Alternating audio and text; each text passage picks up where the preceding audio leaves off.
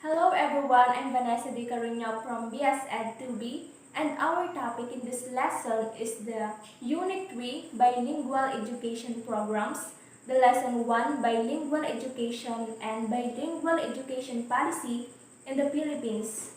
So the topic that I'm going to discuss is the Philippine Bilingual Education Policy. The education policy in the Philippines is defined operationally as the separate use of Filipino and English as the medium of instruction in specific subject areas. The first one is the letter A. Bilingual education policy is a language policy in education under which two languages are used as a medium of instruction. The policy on bilingual education aims at the achievement of competence in both Filipino and English at the national level through the teaching of both languages and their use as a media of instruction at all levels. The regional languages shall be used as auxiliary languages in grades 1 and 2.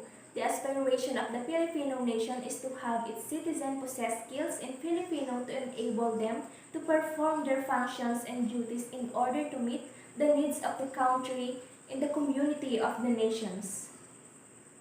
The goals of the bilingual education policy shall be, the number one is enhance learning through the two languages to achieve quality education as code for the 1987 Constitution. The number two, the propagation of Filipino as language literacy.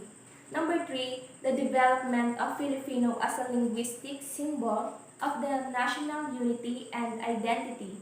And the number four, the cultivation and elaboration of Filipino as a language of scholarly discourse, that is to say its continuing and intellectualization, and the maintenance of English as an international language for the Philippines and as non-exclusive language in science and technology.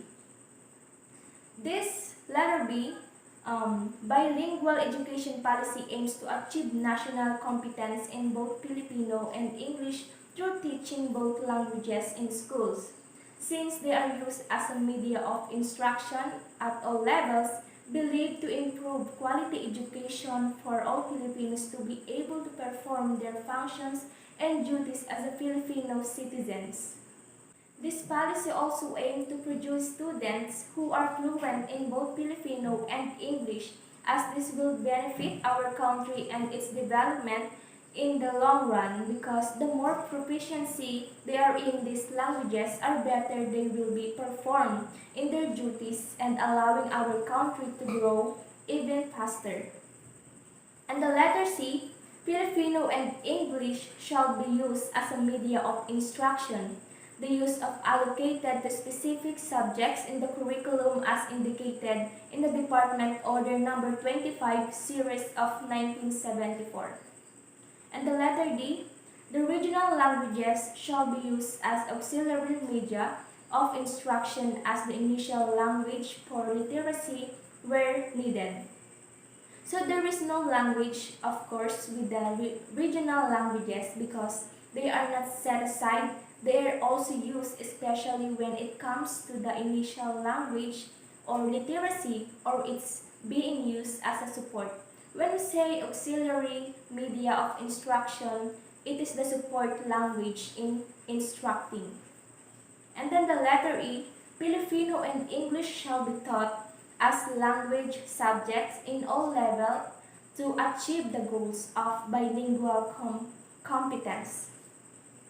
And then the F, since competence is the use of both Filipino and English, is one of the goals of the bilingual education policy, continuing improvement of the teaching of both languages, their use as a media of instruction, and the specification of their function in Philippine schooling shall be responsibility of the whole educational system. The letter G, tertiary level institutions shall lead in the continuing intellectualization of Filipino. The programs of intellectualization, however, shall be pursued in both elementary and secondary levels. So this basically means that Filipino intellectualization shall begin at the elementary and secondary levels and continue through the tertiary level. Therefore, the entire educational system will be responsible for their utilization as instructional medium and their specification. And this is the reason why even if we are English major, we still have to take Filipino subjects because it is according to this policy. And then the letter H, the Department of Education, Culture, and Support shall be cooperate with the National Language Commission, which according to the 1987 Constitution shall be tasked with the further development of enrichment of Filipino.